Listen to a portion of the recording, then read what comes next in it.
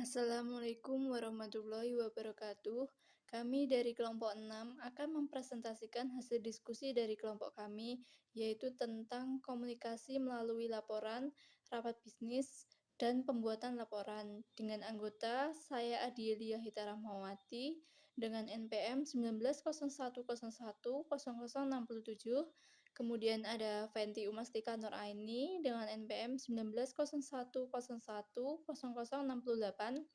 dan ada Dimas Chandra Wijaya dengan NPM 1901010100. Yang pertama yaitu pengertian dari rapat bisnis. Jadi, rapat bisnis merupakan bentuk pertemuan dua orang atau lebih di suatu tempat, baik di dalam maupun di luar perusahaan, untuk membahas hal-hal yang berkaitan dengan kegiatan bisnis. Rapat pada umumnya membahas hal-hal yang sifatnya rutin, misalnya saja membahas perkembangan penjualan harian atau mingguan, menyiapkan pendistribusian ke suatu daerah, dan menyiapkan berbagai kebutuhan bahan baku untuk proses produksi. Selanjutnya ada perbedaan rapat bisnis dengan rapat non-bisnis. Yang pertama, rapat bisnis berbicara tentang kegiatan bisnis dan tujuan penyelenggaraannya berorientasi pada bisnis dan pada akhirnya untuk memperoleh keuntungan. Sedangkan pada rapat non-bisnis, tujuan penyelenggaraannya bukan berorientasi pada bisnis, misalnya untuk tujuan sosial kemasyarakatan, pelayanan kesehatan, pendidikan, dan lain-lain. Selanjutnya, saya akan menjelaskan tentang tujuan dari rapat bisnis. Menurut Locker, dalam bukunya Business Meeting, menyatakan bahwa sebuah rapat pada umumnya memiliki 6 tujuan. Di antaranya yaitu yang pertama, berbagi informasi. Yang kedua, penjajakan ide atau gagasan. Yang ketiga, evaluasi ide atau gagasan. Yang keempat, pengambilan keputusan. Yang kelima, membuat dokumen. Dan yang terakhir yaitu memotivasi peserta. Kemudian saya akan menjelaskan tentang jenis-jenis rapat. Menurut Oliver Serat, dalam conducting effective meeting, rapat dikelompokkan dalam 5 jenis, yaitu yang pertama, rapat pengarahan atau briefing. Rapat pengarahan atau briefing adalah pemimpin rapat hanya menyampaikan informasi atau memberikan arahan, perintah kepada karyawan, dan di mana untuk menyelesaikan tugas, untuk mengingatkan kembali karyawan tentang peran, tugas, dan tanggung jawab dalam menjaga dan mengembangkan perusahaan ke depan. Yang kedua, ada rapat konsultasi. Rapat konsultasi adalah rapat yang digunakan untuk membantu peserta dalam mengatasi suatu masalah yang terjadi di suatu perusahaan dan untuk mendengarkan ide, gagasan, atau pandangan dari para peserta rapat. Yang ketiga, ada rapat komite. Rapat komite adalah pertemuan sekelompok orang yang memiliki latar belakang profesi atau pekerjaan yang berbeda-beda untuk memutuskan suatu masalah tertentu berdasarkan keputusan terbanyak. Yang keempat, ada rapat dewan.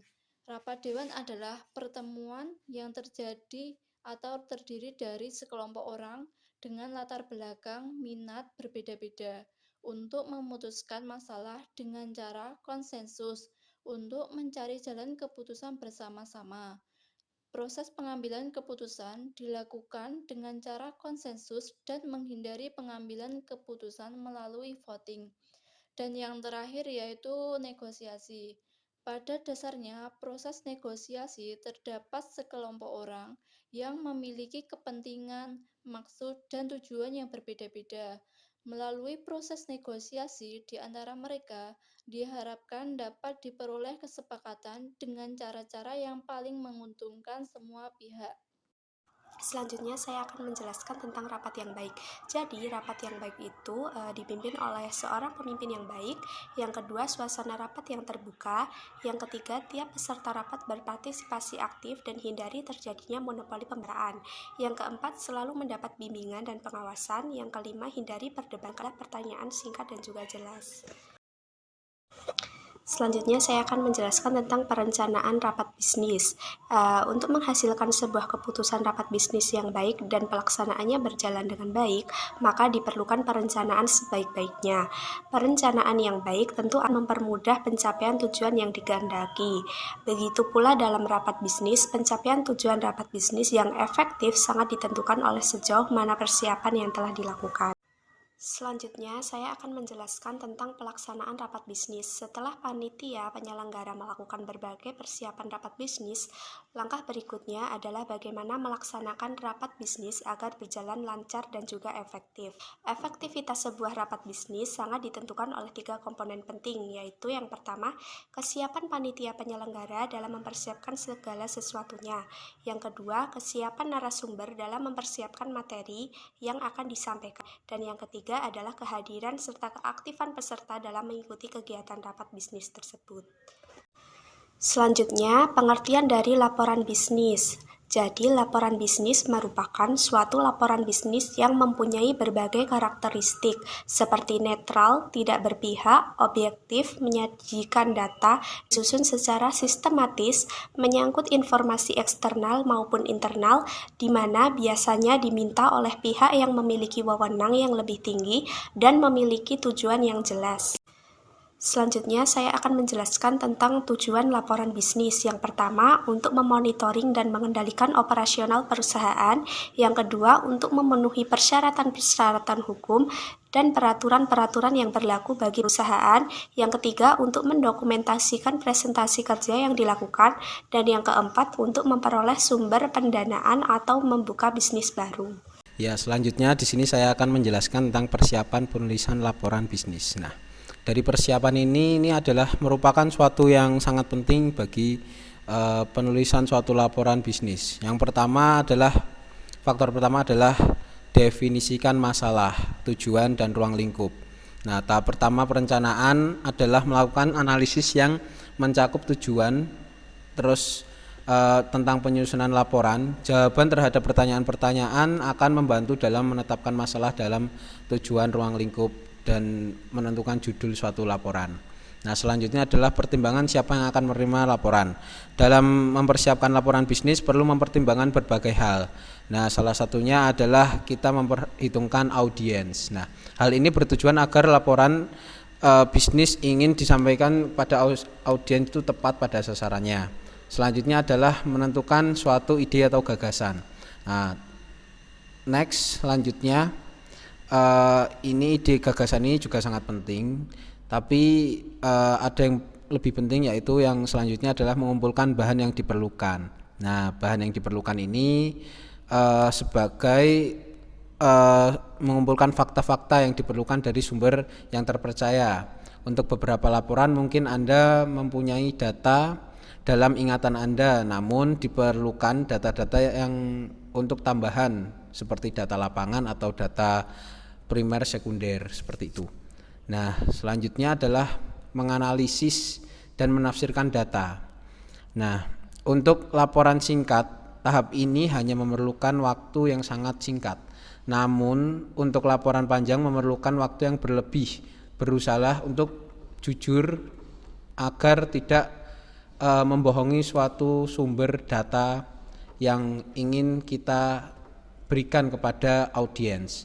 Nah, karena ketika kita memberikan data yang palsu, atasan atau pencari kesimpulan pasti akan sulit juga untuk menentukan sebuah kesimpulan. Pasti mereka juga akan bingung.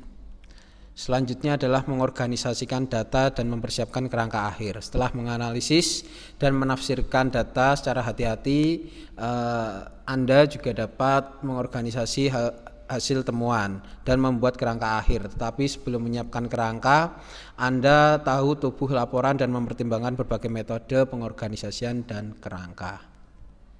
Selanjutnya adalah bagian pokok laporan bisnis. Yang pertama adalah pendahuluan. Nah, dalam pendahuluan ini ada 11 pertimbangan, yaitu banyak, seperti pemberi kuasa, lalu ada layout, ada masalah yang biasanya didefinisikan pada awal-awal bab, lalu ada maksud penulisan atau tujuan, lalu ada ruang lingkup yang berkaitan dengan cukup luas cangkupan atau batas suatu pokok bahasa, lalu ada metodologi yang mengacu pada metode pengumpulan informasi, lalu ada sumber-sumber primer, sekunder, lalu ada latar belakang, lalu ada definisi tentang istilah, yaitu seperti dalam hal dana, waktu, sistem peneliti atau data yang tersedia.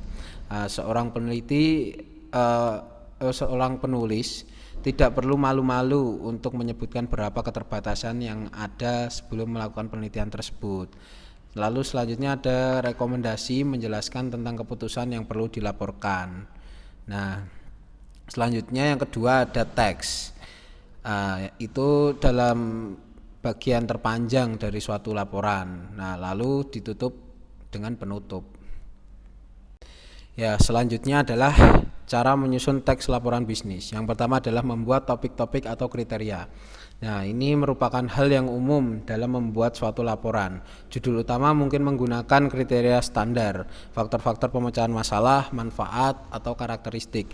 Apabila tujuan laporan adalah untuk menentukan apakah suatu perusahaan harus membeli, memproduksi, atau menyewa dari perusahaan lain, keputusan pertama adalah bagian menentukan kriteria yang paling penting. Selanjutnya adalah menyusun urutan suatu peristiwa, nah, atau kejadian-kejadian. Ini seperti pembuatan agenda, program, konvensi, dan laporan perkembangan dapat menggunakan aturan secara kronologis. Nah, selanjutnya adalah mendeskripsikan lokasi atau tempat, seperti apakah mereka bekerja di sebuah pabrik atau rumahan atau apa. Nah, itu. Lalu menjelaskan suatu proses prosedur, yaitu cara pengembangan ini hampir sama dengan pendekatan kronologis. Metode ini menelusuri tahapan-tahapan, katakanlah suatu tahap kebijakan-kebijakan operasi mesin, tahapan prosedur melakukan tabungan atau penarikan simpanan. Nah, selanjutnya ada menyusun urutan tingkat pentingnya secara alfabet. Selanjutnya ada menyusun urutan tingkat formalitas, menyusun sumber-sumber yang digunakan. Yang terakhir adalah pemecahan masalah. Nah, pemecahan masalah ini cara yang paling populer untuk membahas ini adalah kita membahas masalah terlebih dahulu. Nah, kemudian diikuti dengan cara pemecahan masalah lainnya. Cara ini umum digunakan untuk mengorganisasikan suatu presentasi yang bersifat persuasi. Presentasi dari kami, kurang lebihnya mohon maaf. Wassalamualaikum warahmatullahi wabarakatuh.